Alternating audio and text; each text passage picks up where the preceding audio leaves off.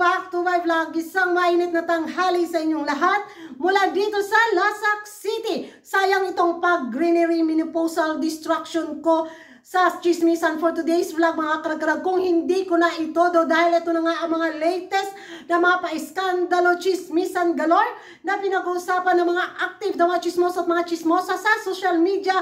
Lilipad tayo ngayon papuntang Thailand na kung saan stress ang baga ni Uncle.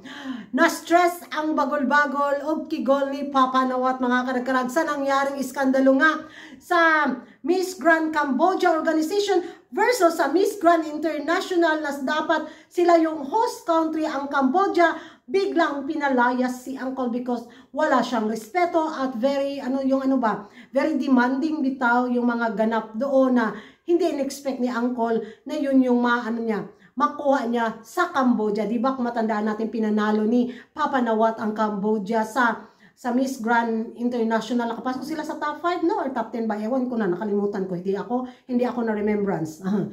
So, yun na mga karag-karag. Dahil nga sila yung host country, binigyan ng pakonsuelo ni Papa Nawat ang Cambodia. But sad to say, sila nga sana maging host country, ayun, hindi naabot ng Cambodia yung expectation galore ni Papa Nawat. Kaya, umiskapo at umiksit at gumawa ng eksena na kung saan nakuna ng video ang pagwawala ni Papa Nawat, mga karag-karag, sa isang meeting di abansi na ito. Watch this. เกมจัดการถ่ายมาที่จีนตรงนี้เลยจีนจัดการได้ไม่ต้องเนี่ยตรงนี้ผมพูดหน่อยนะถ้าถ่ายรูปข้างหลังคุณถ่ายอ่ะพี่ถ่ายได้เนี่ยพี่ถ่ายรูปได้เลยนะถ้าถ่ายเราไม่คุยไม่คุยก็ไม่คุยเพราะคนหยุดกันนะถ่ายอยู่ครับถ่ายอยู่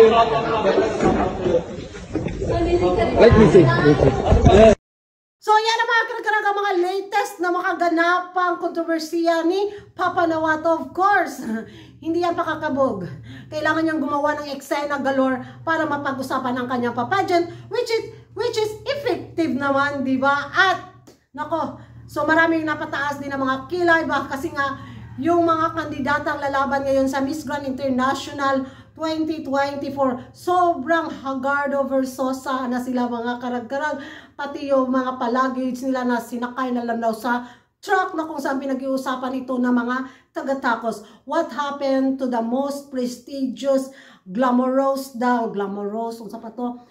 extravaganza na Miss Grand International? Bakit kinarga na lang daw sa truck ang mga bagahe ng mga kandidata sa Miss Grand International, diba?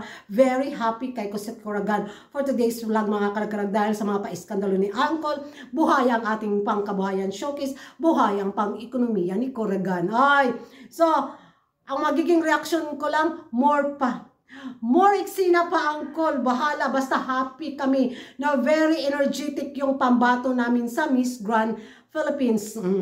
Yung pambato namin si CG. Ay! Walang kapaguran. Eksena kong eksena. Go CG! Enjoy your moment. Enjoy the show. Huwag kang ma-stress. Kasi hindi na kami magpapastress din. Dream come true talaga na ilaban mo ang Pilipinas sa international pageant. Because you deserve it, girl. You deserve it. Yan ang mga karag-karaga, mga latest na mga chika galore sa mundo ng beauty pageant. Ano yung magiging reaction ninyo? Comment down below. Kung hindi ka pa nakapag-subscribe sa YouTube channel ko, don't forget to like and subscribe. Kuragan Karag, ang babae lagi nagkarag-karag. And see you in my next vlog. Bye-bye!